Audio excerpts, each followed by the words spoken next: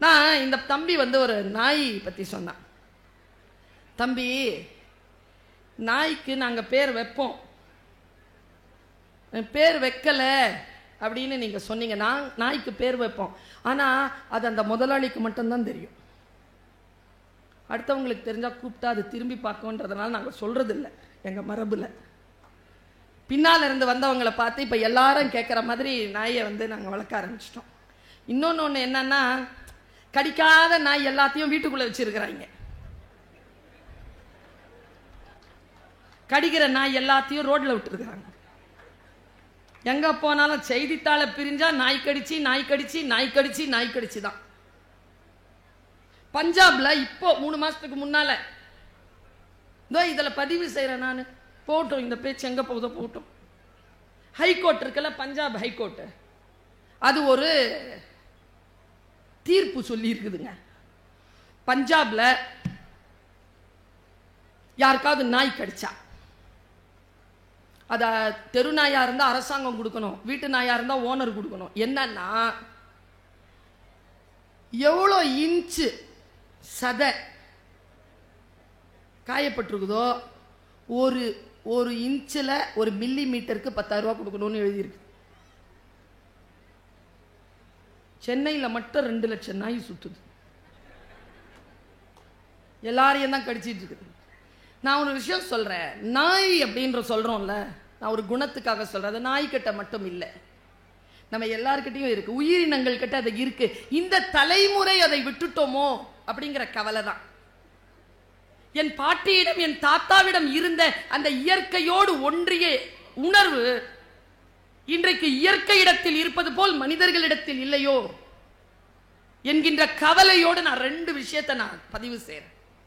நம்ம எங்க போறோங்கிறது நமக்கு தெரிஞ்சிடும். இங்க என்னுடைய தோழி இருக்கிறாள், புனிதா கணேசன், பெரிய ஒரு நிறுவனத்திற்கு சொந்தக்காரர். அவங்க சாதாரணமாவே மூலிகை மருந்து சொல்லிக்கிட்டே இருப்பாங்க. எதுனா கூட அவங்களுக்கு மூலிகை மருந்து சொல்லிடுவாங்க, நல்லா சமைப்பாங்க. இந்த மூலிகை மருந்து இருக்குல்ல, இந்த இயற்கையோடு ஒன்றிணைக்கக்கூடிய திறன், அந்த மனம் படைத்தவர்கள் தான் தஞ்சையில் வாழக்கூடிய நிறைய பேர். இந்த தஞ்சைக்குன்னு ஒரு விஷயம் இருக்குங்க. நான் தமிழ் படித்தவள், மருத நிலம் உங்களுடையது, நீங்கள் மருத நிலத்திற்கு சொந்தக்காரர்கள், வயலும் வயல் சார்ந்த இடமும் இயற்கையோடு ஒன்றிணைந்தவர்கள் நீங்கள். பாருங்க, அந்த ஒரே ஒரு காட்சி மட்டும் ஜியோகிராபிக்கல் சேனல்ல வருது. நாமெல்லாம் எங்க போறோங்கிறத கொஞ்சம் தெரிஞ்சுக்கோங்க. ஜியோகிராபிக்கல் சேனல்ல ஒருத்தர் என்ன பண்றான், இலைய பின்றான். கொஞ்ச நேரம் தான் வருது அந்த வீடியோ. இலைய பின்றான், பின்னி ஒரு போர்வை பண்றான். போர்வை பண்ணி ஒரு ஆற்றினுடைய ஒரு திட்டு மேல உட்காந்துக்கிட்டு அந்த போர்வையை முழுக்க போத்திக்கிறான். ஒரு கேமரா வைக்கிறான், இயற்கையை படம் பிடிக்கிறான். அவன் கேமராவை அப்படி பார்த்துட்டு இருக்கிறது, இன்னொருத்தன் அவனை கேமரா எடுத்துட்டு இருக்கான். சரியா? ஒரு நார பறந்து வருதுங்க. இறந்து போன 86 அகவை பத்மபூஷன். நாங்க எல்லாருமே உட்கார்ந்துட்டு இருக்கிறோம். எங்களுக்கு சொன்ன மாபெரும் அறிவுரை இது. சாதாரணமா தான் இருக்கும், புரிஞ்சுக்கோங்க. நம்ம யாருக்குமே எங்க போறோன்னே தெரியலீங்க, யாருக்குமே தெரியாது நம்ம எங்க போறோம்னு. ஆனா ஓட்டம் மட்டும் நிக்கவே இல்லை, தலை தெறிக்க ஓடிக்கிட்டு இருக்கோம். எங்க போறோம்னு கேட்டு உங்க எல்லார்கிட்டயே கேட்கிறேன், யாருங்க பெரியாள்? என் பையன் பெரியாள், அவனை என் பொண்ணு பெரியாள். அப்படின்னா என்னப்பா? IAS officer ஆக்கிடலாமா?